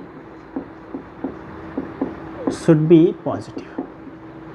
चलिए ये कब होगा, ई सेल पॉजिटिव कब होगा, जब हम हाइड्रोजन के ऊपर जो मेटल है उसको हम एनोड बनाएंगे और जो हाइड्रोजन के नीचे है उसको हम कैथोड बनाएंगे, ठीक ना। जो ऊपर वाले या ऐसे भी कोई भी एलिमेंट जो ऊपर में है उसको एनोड बनाना पड़ेगा और नीचे में है उसको कैथोड बनाएंगे, तभी जाके क्या होगा, हमारा ई सेल क्या होगा, ईएमएफ ऑफ सेल क्या होगा, पॉजिटिव आएगा, ठीक ना। तब जाके वो हमारा सही फैसला होगा क्या चीज़ के लिए, गैल्वेनिक सेल बनाने के लिए, ठीक ना।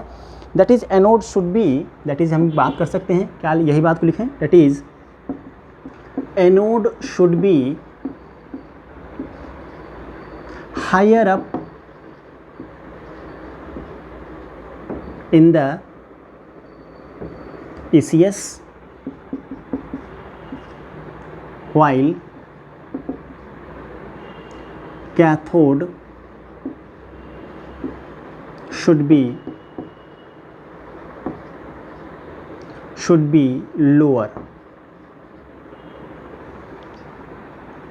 lower metal in the ECS, in the ECS। क्या लिखा है, anode should be higher up in the series ECS while cathode should be lower metal in the ECS। इसका मतलब देखा जाए, हमने जिंक कॉपर का कपल लिया, जिंक कॉपर, जैसा कि मालूम है जिंक कहाँ है, ऊपर में रहा करता है और कॉपर कहाँ रहता है, नीचे रहता है। अब इस दोनों का यदि हम इलेक्ट्रोड मेजर करना चाहते हैं, इस जिंक और कॉपर का यदि हम बनाना चाहते हैं, एक गैल्वेनिक सेल बनाना चाहते हैं, तो क्या करना पड़ेगा, जिंक को हमें कहाँ रखना पड़ेगा, एनोड हाफ सेल रिएक्शन में किसको रखना पड़ेगा, है ना, एनोड हाफ सेल में ऑब्वियस सी बात है आपको जिंक को रखना पड़ेगा। क्यों, क्योंकि ये इलेक्ट्रोकेमिकल सीरीज में ऊपर का एलिमेंट है, ये इजीली क्या होगा, ऑक्सीडाइज हो जाएगा, है ना। अब यहाँ देखा जाए कॉपर को आपको नीचे में कैथोड हाफ सेल रिएक्शन में किसको रखना पड़ेगा आपको, है ना, कॉपर को रखना पड़ेगा। ये दो इलेक्ट्रॉन को इजीली एक्सेप्ट कर लेगा और क्या बना लेगा, कॉपर सॉलिड बना लेगा। तो समझ सकते हैं बातों को, जिंक को हमें कहाँ रखना पड़ेगा, ऊपर, और ये चूँकि नीचे है तो ये क्या हुआ, ये ज़्यादा एक्टिव मेटल है और ये कम एक्टिव मेटल। जो ज़्यादा एक्टिव होता है उसको कहाँ रखते हैं, एनोड पे रखते हैं, जो कम एक्टिव मेटल है, जो नीचे होता है कम एक्टिव होता है, उसको क्या रखते हैं, उसको कैथोड पे रखते हैं। क्लियर हुई बात, नोट कीजिए इसको, फटाफट नोट कीजिए, आगे बढ़ते हैं, नोट कीजिए, ठीक ना, है ना। ऐसे भी जिंक क्या है, जिंक है हायर इन ECS और ये क्या है, लोअर है, बिलो है ना, ये कहाँ नीचे है ना, बिलो इन द ECS, ठीक है, नोट कीजिए, सिर्फ समझ में आ रही है, ठीक है। नेक्स्ट जो बातें हैं, नेक्स्ट जो हमारा एप्लीकेशन है इसका, जो इलेक्ट्रोकेमिकल सीरीज़ में जो मेटल ऊपर है वो नीचे वाले को इजीली डिस्प्लेस कर देगा, ठीक ना। तो लिखेंगे एलिमेंट प्रेजेंट इन, चौथा में लिखेंगे element present higher in the higher up in the ECS can easily displace lower element from its aqueous solution of salt, समझेंगे बातों को, ठीक ना। सॉल्ट है ये कैन में लिखा हुआ है, ठीक ना। क्या लिखा, element present higher up in the series ECS series can easily displace lower element from its aqueous solution of salt. जैसे देखिए हमने लिखा है यहाँ जिंक प्लस CuSO4, ठीक है, एक ये लिखा, दूसरा हमने एग्जाम्पल के तौर पे समझने की कोशिश करते हैं, लिखा कॉपर प्लस ZnSO4। अब देखिए हमने क्या कहा कि ECS में, इलेक्ट्रोकेमिकल सीरीज में, जो एलिमेंट ऊपर है वो नीचे वाले के सॉल्ट के सॉल्यूशन से, ये सॉल्ट है, कॉपर का सॉल्ट है, तो कॉपर के सॉल्ट के सॉल्यूशन से ये ऊपर वाला इसको, इस कॉपर को आसानी से डिस्प्लेस कर सकता है, ठीक ना। जो ऊपर है वो नीचे वाले के सॉल्ट के सॉल्यूशन से उसको आसानी से डिस्प्लेस कर देगा, लेकिन जो नीचे वाला है वो ऊपर वाले को डिस्प्लेस नहीं कर पाएगा। तो यहाँ पे ये रिएक्शंस होगी और क्या बनेगा, यहाँ पे ये बनेगा ZnSO4 और यहाँ से कॉपर निकल के भाग जाएगा। लेकिन यहाँ पे रिएक्शन ही नहीं होगी, क्यों? क्योंकि ये ऊपर है और ये क्या हमारा नीचे है, तो नीचे वाला कभी भी इसको डिस्प्लेस नहीं कर सकता, लेकिन ये डिस्प्लेस इजीली कर देगा, ठीक ना। यहाँ क्या होगा, नो रिएक्शन, ये नो रिएक्शन। समझ में आ रही बात है, ठीक ना। तो जो ऊपर वाला है वो मोर रिएक्टिव है, वो नीचे वाले के सॉल्ट के सॉल्यूशन से नीचे वाले एलिमेंट को क्या करेगा, इजीली डिस्प्लेस कर देगा, लेकिन जो नीचे वाले एलिमेंट है, मेटल है, वो ऊपर वाले को डिस्प्लेस नहीं कर पाएगा, ठीक है। नोट कीजिए इसको, फिर नेक्स्ट बात करते हैं हम आगे।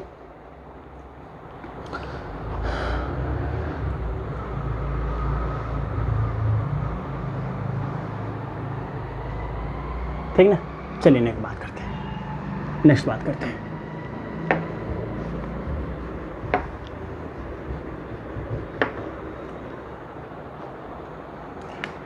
पाँच नंबर में, on moving down the group,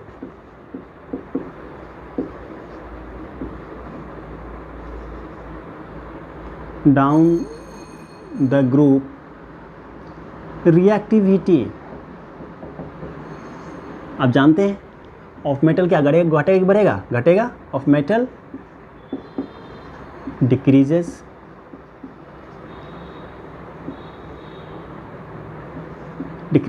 on moving down the group reactivity of metal क्या होगा, घट जाएगा, ठीक ना। एंड उसका रिएक्टिविटी भी क्या होगा, है ना, रिएक्टिविटी ऑफ मेटल डिक्रीजेस। जैसे कैसे, इस बात को थोड़ा सा देखें, ठीक ना। देखें, जैसे मान लीजिए यहाँ फर्स्ट ए मेटल है ना, एग्जाम्पल से समझ जाएंगे बात को। फर्स्ट ए मेटल समझते हैं ना, इसको क्या बोलते हैं आप, अल्कली मेटल, है ना, या सेकेंड ए मेटल है, इसको क्या बोलते हैं आप, अल्कलाइन अर्थ मेटल। इसका जब रिएक्शन आप किससे कराएंगे, ठीक ना, ये किसी भी, देखिए फर्स्ट ए मेटल में कौन कौन आता है, lithium, sodium, potassium, rubidium, caesium, francium, और सेकेंड में क्या होता है, बेरिलियम। एक्चुअली सेकेंड ए हम अल्कलाइन अर्थ मेटल बेरिलियम को नहीं कहते हैं, चलिए अभी मान लेते हैं beryllium, magnesium, calcium, strontium, barium, radium, है ना। तो ये जो हमारा है फर्स्ट ए और सेकेंड ए एलिमेंट, ये क्या होगा, आसानी से कोल्ड वाटर के साथ भी रिएक्शन कर लेगा। क्या करेगा, ये कोल्ड वाटर यदि हम दे दें इसके पर, तो फिर भी रिएक्शन करके हाइड्रोजन गैस प्रोड्यूस कर देगा, ठीक ना। मतलब ये फर्स्ट ए और सेकेंड ए क्या होता है, इलेक्ट्रोकेमिकल सीरीज में सबसे ऊपर है, जरा गौर करके देखेंगे आप, लिथियम, है ना, पोटेशियम, स्ट्रोंशियम, आपने देखा है, ठीक ना। तो first a metal, alkali metal जो है हमारा, और अल्कलाइन अर्थ मेटल जो है, ये कोल्ड वाटर से भी रिएक्शन करके क्या करेगा, हाइड्रोजन गैस प्रोड्यूस कर देगा, ठीक है ना। लेकिन अब जो इसके नीचे वाले एलिमेंट है ना, वो जल्दी रिएक्शन नहीं करेगा। जैसे मान लीजिए एग्जांपल करें हम इसका एक छोटा सा, जैसे मान लीजिए कि लिथियम है, इसको यदि हम कोल्ड H2O से भी रिएक्शन करा देंगे तो ईजिली क्या करेगा, ये लिथियम हाइड्रोक्साइड में कन्वर्ट हो जाएगा और हाइड्रोजन गैस यहाँ से क्या होगा, प्रोड्यूस हो जाएगा, ठीक है। लेकिन इसके नीचे वाले जो एलिमेंट है उसके लिए कोल्ड वाटर से रिएक्शन नहीं करता है। जैसे एक छोटा सा एग्जांपल हम देखें, जैसे आयरन है, कोबाल्ट है, निकेल है, जिंक है, ये सब को यदि आप क्या करेंगे, कोल्ड वाटर से रिएक्शन कराएंगे तो नहीं करेगा। इसके लिए क्या करना पड़ेगा, आपको हॉट वाटर देना पड़ेगा, आपको हॉट वाटर यहाँ से देना पड़ेगा, तब जाके ये रिएक्शन करके क्या करेगा, हाइड्रोजन गैस प्रोड्यूस करेगा। और इसके भी नीचे जो एलिमेंट हैं, जैसे Ag है, Hg है, Au है ना, ये सब जो है, ठीक है, प्लेटिनम है, ये सब को यदि रिएक्शन यदि आप स्टीम से भी कराएं तो ये रिएक्शन नहीं होता है। तो देख सकते हैं आप कि जो ऊपर में एलिमेंट है वो cold water, alkaline earth metal और अल्कली मेटल कोल्ड वाटर से भी रिएक्शन करके क्या करेगा, हाइड्रोजन गैस दे देता है। लेकिन जो नीचे में है आयरन, कोबाल्ट, निकेल, जिंक, ये सब हॉट वाटर से रिएक्शन करके हाइड्रोजन गैस प्रोड्यूस करता है। लेकिन सबसे जो नीचे में एलिमेंट है ना, जो सबसे नीचे में एलिमेंट है ये सब क्या होगा, कॉपर भी कर सकते हैं। तो ये सब जो नीचे में एलिमेंट है वो स्टीम से भी रिएक्शन नहीं कर सकता है, ठीक है। स्टीम मतलब गैसेस स्टेट में बहुत हाई टेम्परेचर पे जब वाटर को आप गर्म करेंगे तो क्या बनेगा, स्टीम बनता है, भाप बनता है, उससे भी रिएक्शन ये नहीं कर सकता है, ठीक है। तो रिएक्टिविटी ऑटोमेटिकली क्या डिक्रीज कर रही है। नोट कीजिए इसको, फटाफट आगे बढ़ते हैं। नोट कीजिए, समझ में आ रहा है, नोट कीजिए।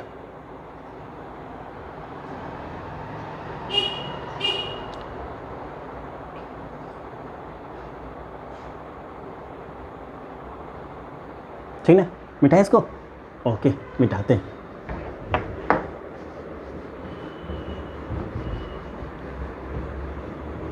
चलो अब नेक्स्ट बात करें हम।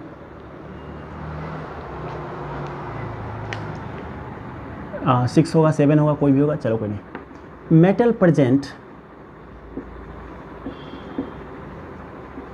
above द हाइड्रोजन, हाइड्रोजन जो ऊपर मेटल है, can react with dilute acid,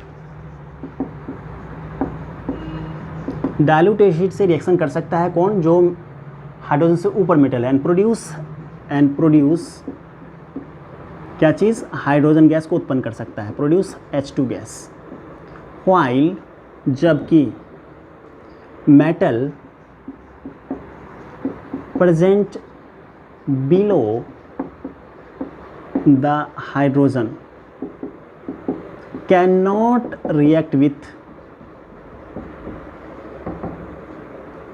react with hydrogen dilute acid and produce and cannot react with dilute acid and produce hydrogen gas।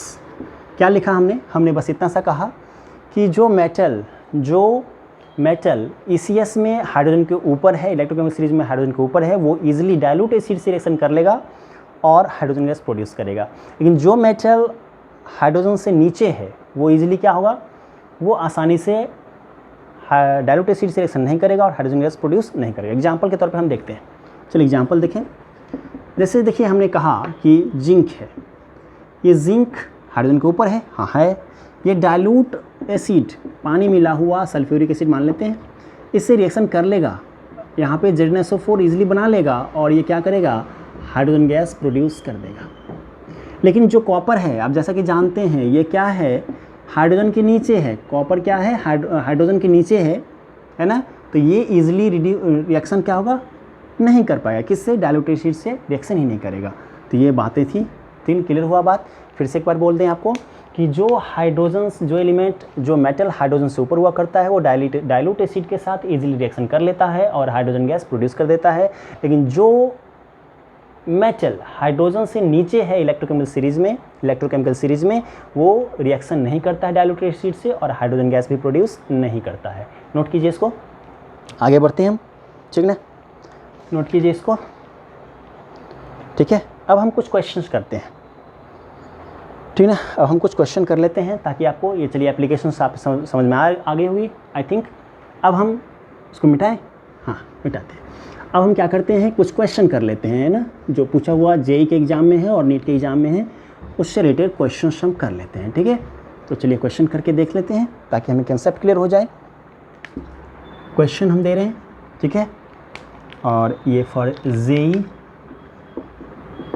And NEET के लिए पूछा भी है, ये पूछा हुआ क्वेश्चन हम लिख रहे हैं यहाँ पे, ठीक ना। बात करेंगे standard electrode potential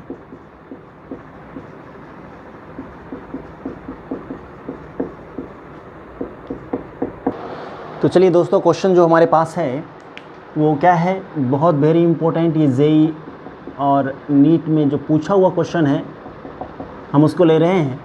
standard electrode potential of the 3 metal XYZ, 3 metal का SRP दिया उसने, कितना दिया, -1.2 volt plus 0.5 volt and -3.0 volt दे रखा उसने XYZ का क्रमशः। और इसका पूछ रहा है कि बताइए इसका रिड्यूसिंग पावर का ऑर्डर क्या होगा। क्या पूछ रहा है उसने, रिड्यूसिंग पावर का ऑर्डर क्या होना है। तो ज़रा देखें यहाँ पे X का जो इसने SRP दे रखा है, SRP दे रखा, वो कितना दे रखा है, -1.2 वोल्ट दे रखा। वाई का जो दे रखा है वो प्लस 0.5 वोल्ट दे रखा है, और जो जेड का रिड्यूस SRP है वो माइनस 3.0 वोल्ट के है ना, ये दे रखा उसने। जैसा कि आप जानते हैं रिड्यूसिंग पावर जो होता है, रिड्यूसिंग पावर मतलब रिड्यूसिंग एजेंट है ना, वो रिड्यूसिंग एजेंट यहाँ बात करें SRP से, तो SRP जिसका ज़्यादा होता है उसका SRP कम हुआ करता है। जिसका SRP ज़्यादा होता है वो क्या होता है ना, वो उसका जिसका SRP ज़्यादा होता है उसका रिड्यूसिंग पावर या रिड्यूसिंग एजेंट नेचर कम हुआ करता है, ठीक ना। जैसे आपने देखा था लिथियम का जो SRP हुआ करता था कितना, माइनस 3.05 हुआ करता था वोल्ट, तो ये क्या था, एक अच्छा रिड्यूसिंग एजेंट था, है ना। SRP कम, ये ऐसी SRP कम होगा तो क्या होगा, वो अच्छा रिड्यूसिंग एजेंट होगा। उल्टा रिलेशन होता है, इस SRP ज़्यादा तो रिड्यूसिंग पावर या रिड्यूसिंग एजेंट नेचर कम, या ये कम तो ये ज़्यादा होगा, ठीक ना। तो ज़रा उसकी हम बात करते हैं। इसमें सबसे कम किसका है, तो उसका सबसे ज़्यादा होगा, सबसे कम इसका होगा, ठीक ना। तो सबसे ज़्यादा अच्छा रिड्यूसिंग एजेंट कौन हमारा होगा, रिड्यूसिंग पावर किसका होगा, जेड का। उसके बाद देखा जाए ये माइनस में कम है तो ये सेकेंड नंबर में और थर्ड नंबर में ये, तो आंसर क्या होगा, ZXY। क्लियर है, बात समझ में आ गई। तो इस तरीके से यदि SRP कम है तो वो क्या होगा, ईज़िली ऑक्सीडाइज होगा, ईज़िली क्या होगा, वो ऑक्सीडाइज होगा, और वो आसानी से क्या होगा, वो दूसरे को रिड्यूस कर देगा, मतलब रिड्यूसिंग पावर उसका ज़्यादा होगा, रिड्यूसिंग एजेंट नेचर ज़्यादा होगा। क्लियर है, बात समझ में आ गई बात। नेक्स्ट क्वेश्चन करते हैं, फिर से वापिस हम एक और क्वेश्चन करते हैं, ठीक ना। तो चलिए इसको मिटा दें, नेक्स्ट क्वेश्चन कर लेते हैं, जल्दी से तेज़ी से क्वेश्चन कर लेते हैं हम लोग। अब जो हमारा क्वेश्चन है वो क्वेश्चन है मैग्नेट और डाइक्रोमेट आयन का, ठीक ना। क्वेश्चन हमारे पास है कि मैग्नेट आयन और डाइक्रोमेट आयन में, magnet ion means MnO4 minus, magnet ion और डाइक्रोमेट आयन है कि Cr2O7 double negative ion. Magnet और डाइक्रोमेट आयन में है ना, विच विल बी बेटर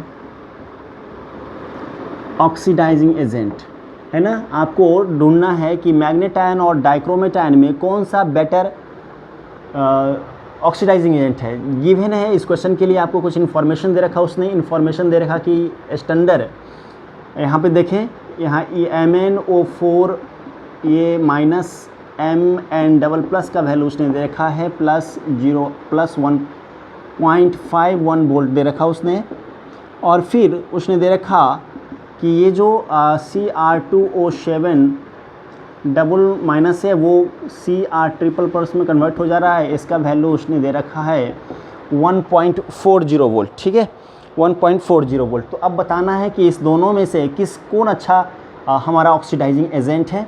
तो चलिए देखते हैं, यहाँ पे जैसा कि आप देख रहे हैं, इससे हम देखें सॉल्यूशन करें इसका, तो MnO4 माइनस किस में कन्वर्ट हो रहा है, ये Mn डबल प्लस में कन्वर्ट हो रहा है, Mn डबल प्लस में कन्वर्ट हो रहा है। ज़रा इसका ऑक्सीडेशन नंबर निकालें यहाँ पे, तो इसका नहीं मालूम तो X कर लिया Mn का मैग्नीज के लिए, और जैसा कि आप जानते हैं नॉर्मली ऑक्सीजन का -2 हुआ करता है, ऑक्सीडेशन नंबर 4 है तो 4 इक्वल टू -1, यहाँ से देखें तो 4 दूनी 8 प्लस 7, यहाँ 7 निकल गया, ये +7 है और ये +2, जो चार्ज होता है वही ऑक्सीडेशन नंबर होता है। कहने का मतलब आप देख सकते हैं कि +7 से +2 घट रहा है इसमें, है ना।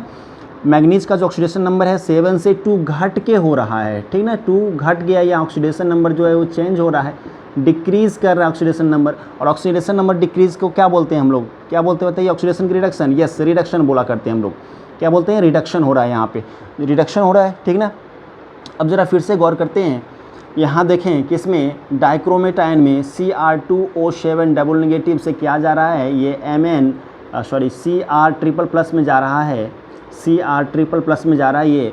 अब यहाँ देखें तो कि 7 दूनी 14 में से 2 माइनस है, इसका हम यदि आपको ऑक्सीडेशन नंबर निकालने का तरीका सिखलाएं तो Cr कितना है, 2 है, तो 2 × X मान लिया क्रोमीन का, क्रोमियम का, और देखा जाए यहाँ -2 एक ऑक्सीजन का है, 7 ऑक्सीजन है इक्वल टू क्या, जो चार्ज है वो पावर -2, तो ये हुआ 2x -14 इक्वल टू -2, यहाँ से 2x इक्वल टू -2 + 14 उधर गया बराबर के, तो ये +12 हो गया, और यहाँ से x क्या होगा 12/2 इक्वल टू 6, ठीक है, 6 हो रहा है। तो देखा जाए यहाँ से ऑक्सीडेशन नंबर की बात करें तो इसका 6, एक क्रोमियम के रिस्पेक्ट में 6 है, और यहाँ पे जो चार्ज है +3 है। यहाँ भी क्या हो रहा है देखने को आपको मिल रहा है कि जो 6 से कहाँ जा रहा है, ऑक्सीडेशन नंबर 3 जा रहा है, डिक्रीज हो रहा है। यहाँ भी क्या हो रहा है, रिडक्शन हो रहा है।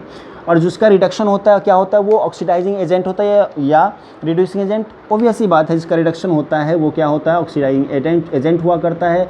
दोनों ऑक्सीडाइजिंग एजेंट की तरह बिहेव कर रहा है। अब सवाल ये है यहाँ पे कि कौन बेटर ऑक्सीडाइजिंग एजेंट है।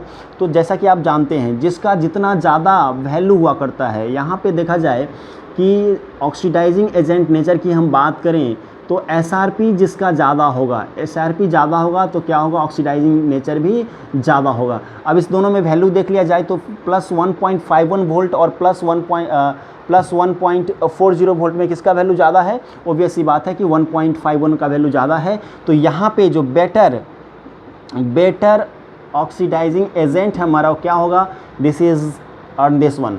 कौन ज़्यादा होगा, ये मैग्नेटाइन ज़्यादा होगा, क्योंकि इसका स्टैंडर्ड SRP ये है दिया हुआ, ठीक ना। स्टैंडर्ड रिडक्शन पोटेंशियल का वैल्यू क्या है, ज़्यादा है। तो कौन होगा, मैग्नेटाइन, MnO4 negative ion. It is a better reducing agent in comparison to डायमैग्नेटाइन। क्यों, क्योंकि इसका SRP का वैल्यू ज़्यादा है। ओके, तो चलिए हम आज यहीं छोड़ रहे हैं आपको, नेक्स्ट क्लास में हम लोग आगे पढ़ेंगे। Okay, thank you.